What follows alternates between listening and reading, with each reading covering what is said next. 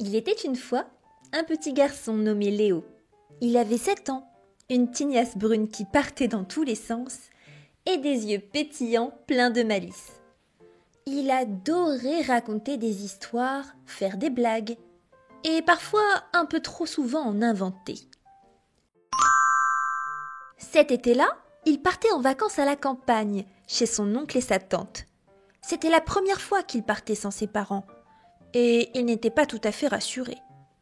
Mais à peine la voiture arrêtée devant la grande maison en pierre, 2 silhouettes jaillirent du jardin en courant.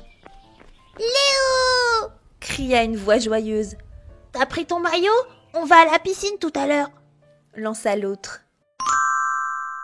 C'était Jules et Zoé, ses cousins.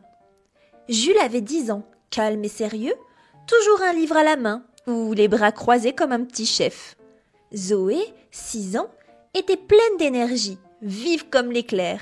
Elle adorait escalader partout, les murets, les arbres, les chaises, rien ne lui échappait. « Viens, on va te montrer notre cabane d'explorateur !» s'écria Zoé en lui prenant la main. « C'est notre père, top secret !» ajouta Jules d'un ton important. Le jardin était immense, avec un vieux cerisier, une balançoire qui grinçait et des buissons assez épais pour cacher un trésor ou un dragon. Autant dire un paradis pour un garçon plein d'histoires. Léo sourit, ses vacances s'annonçaient parfaites.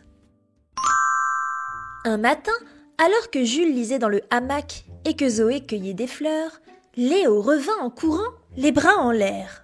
« Vite ! Il y a un énorme serpent sous la balançoire !» Ils se levèrent d'un bond, mais une fois sur place, rien, seulement un vieux tuyau.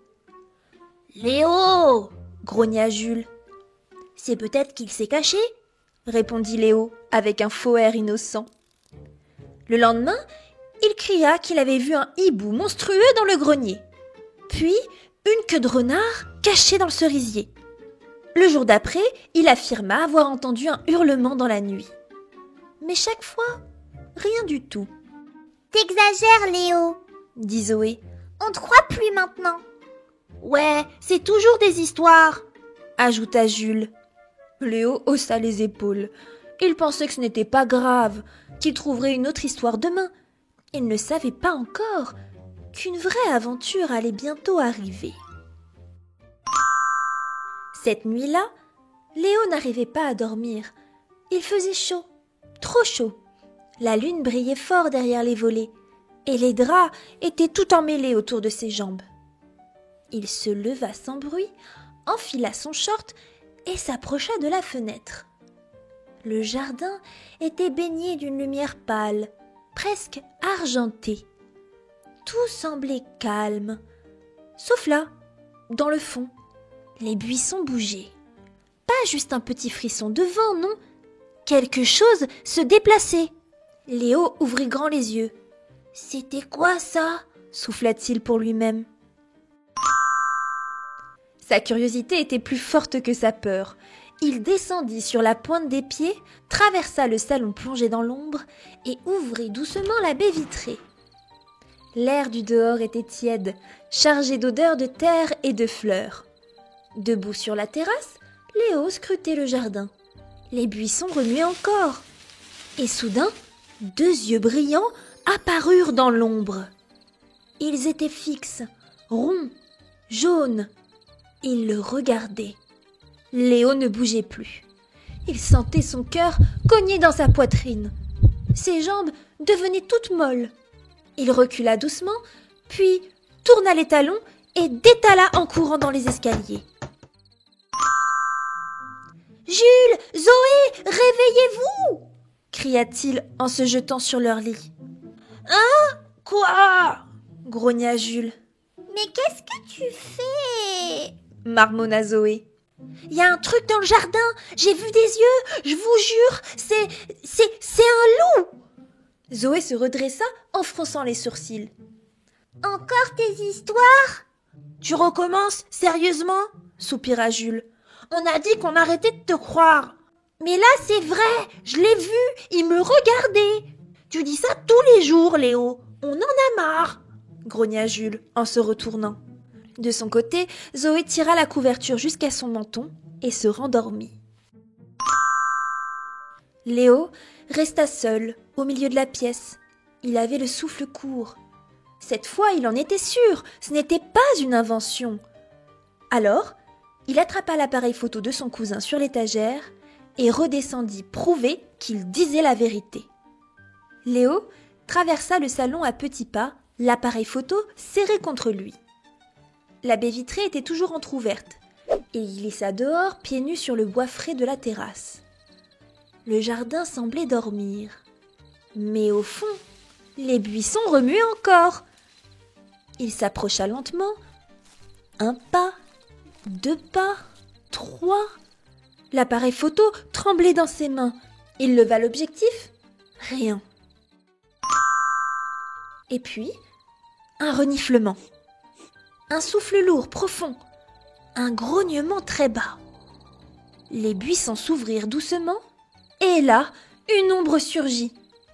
Une bête immense, poilue, silencieuse.